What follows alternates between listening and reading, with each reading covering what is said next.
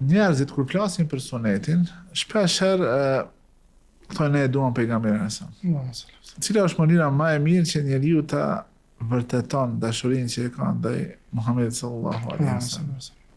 Secili është për njerëzve ose spaku muslimanin përgjithësi, i cili thot la ilaha illallah Muhammedun Rasulullah, e ka një dozë të dashurisë për pejgamberin sallallahu alaihi wasallam. Pastaj kjo varet, domethënë dashuria edhe urrejtja janë që dallojnë.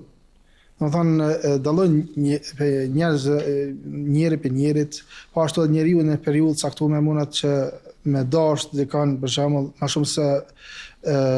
shumë se sa ma vonë, për shembull ma vonë i zbehet ajo dashuri. Domethënë se dashuria dhe urrejtja janë për gjërave të cilat domethënë bën që me pas dallim njeriu për njeriu, po edhe vetë gjendja e njeriu në periudha të caktuara kohore. Tash qysh me vërtetu njeriu që e don dikon, po edhe për shembull në jetën e përditshme. Në qoftë se dikush thotë e du babën e nënën tjetër për shembull, është ai i cili i rrahe, i ofendon, nuk i sillet mirë me ta.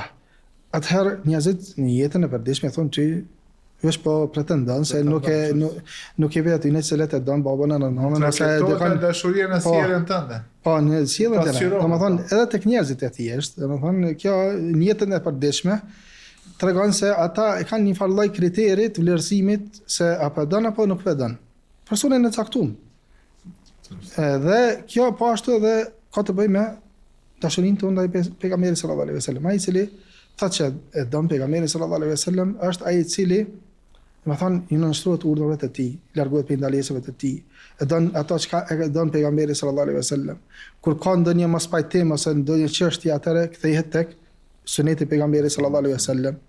Ibn Qayyim rahimahullah në fjalët e tij thotë pasha Zotin tënd, ata nuk kanë besuar derisa të mos të bëjnë ty gjykatës me sa të thonë çka ka ndodhur mes tyre dhe pastaj mos të ndjejnë në vetën një farë shqetësimi, një farë domethënë pakënaqësie në asaj çka ke gjyku.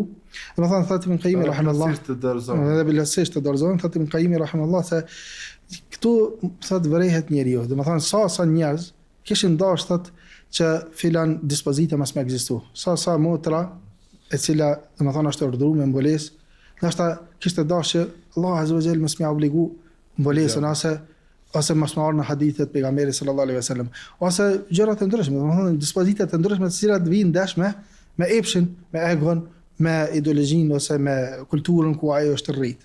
Domethënë sa njerëz ka të cilët ndoshta në aspektin e jashtëm është që i nënshtrohet sepse detyrohet. Mirë, po në aspektin e brendshëm sigurisht është një farë lloj pakënaqësie ndaj asaj çka ka ardhur në sunet pejgamberit sallallahu alaihi wasallam. Mirë, po ajo që na shëron neve më shumë është ajeti kuranor që ajeti që është i sprovës.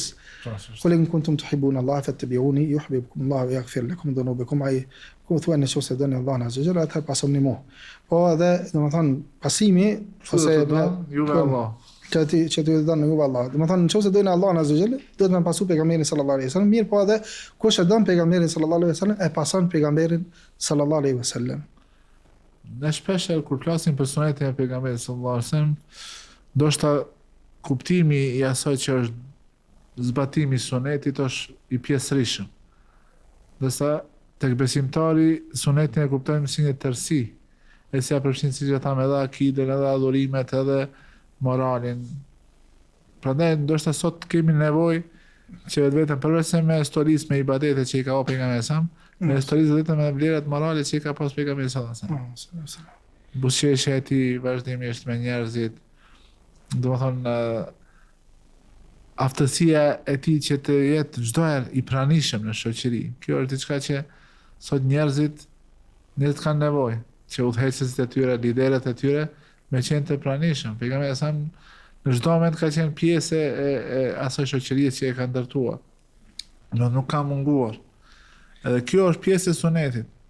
Nuk është vetëm pjesë e sunetit që unë ti falja të 12 recate që na ka rekomanduar pejgamberi sa ta falim namazin. Këto këto ibadete madhështore, por kemi nevojë, siç e tha një dietar, për atë sunetin shoqëror që ne të jemi produktiv edhe të jemi njerëz që e bëjnë ndryshimin në shoqërinë ku jetojmë, që njerëzit t'ua bëjmë të dashur sunetin, se kur na shohin neve, se sa jemi vazhdimisht në shërbim të popullatës edhe i bëjmë ato vepra të mira që nuk janë vetëm individuale, por janë me efekt të kolektiv, domethënë që ndikon në xhamatin edhe në bashkësinë, atëherë ato ja referojmë sunetit, se këtë e bëjmë sepse kështu ka qenë suneti i Muhamedit sallallahu alaihi wasallam.